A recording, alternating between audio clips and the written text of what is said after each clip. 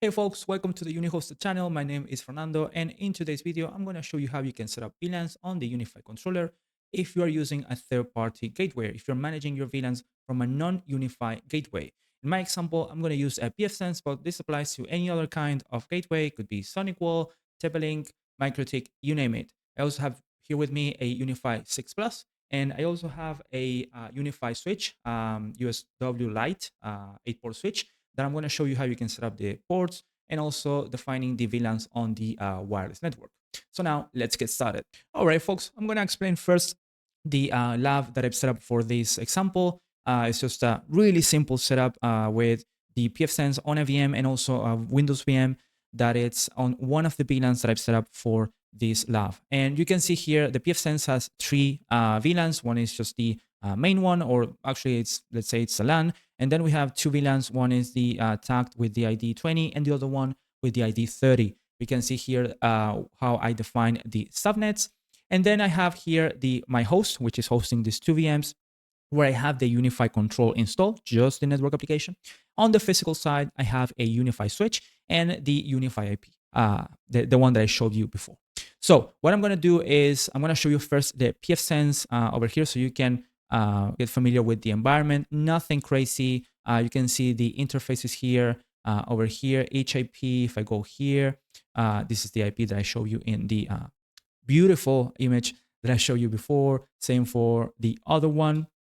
I have a DHCP server. Then I have a few simple rules, the ones that you need to use for internet. And I have a really simple rule here that is disabled right now, just to block devices, or in this case a VM, from the VLAN 20 to the VLAN 30. So I'm going to do a really quick test so I can show you how everything is working.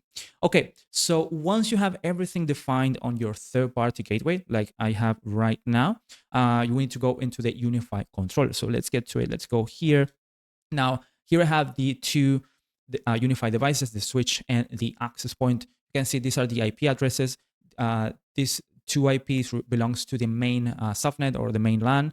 Now, the first thing that you need to do is to define the VLANs on the network application. So there are three steps that we need to do. This will be the first one. So let me go here into settings. It will be here on the networks settings, and I'm going to create a new virtual network. So I'm going to name it the same as the VLAN, nothing different.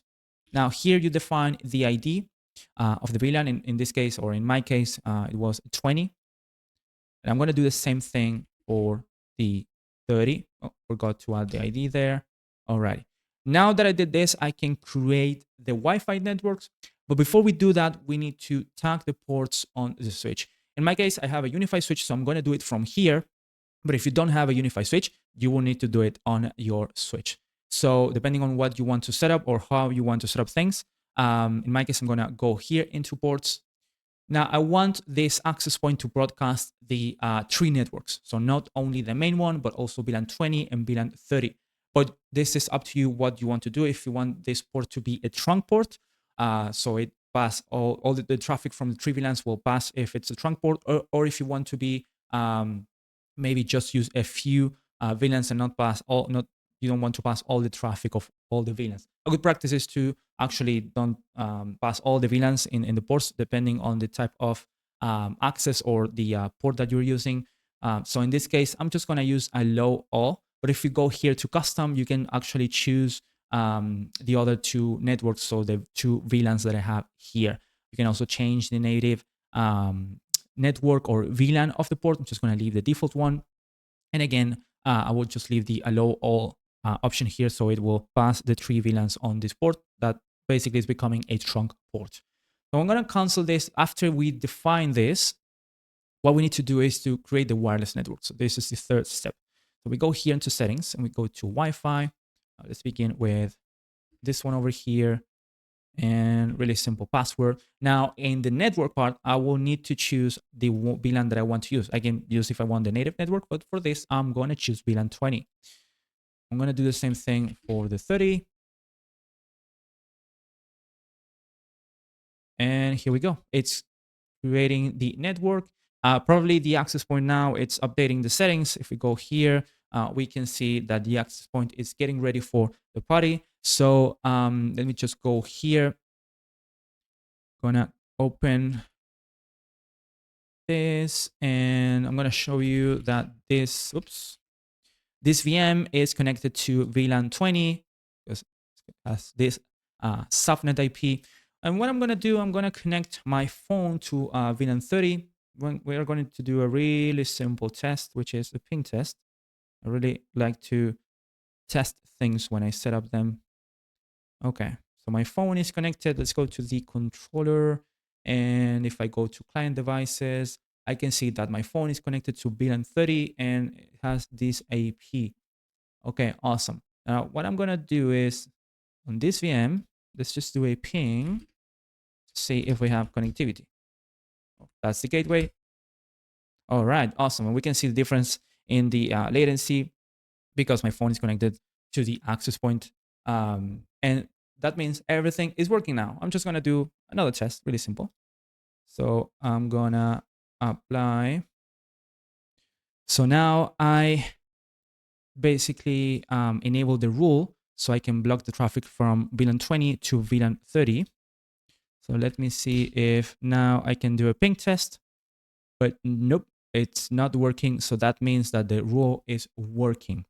Okay, now let's just review the steps on the UniFi side. So let me go here. First thing, settings, networks, and create the virtual networks here with the appropriate ID. Then once you created this, remember you need to tag the VLAN IDs on the port that the access point will be connected to. So if you have a UniFi switch and a UniFi access point, like this case, just do it from here.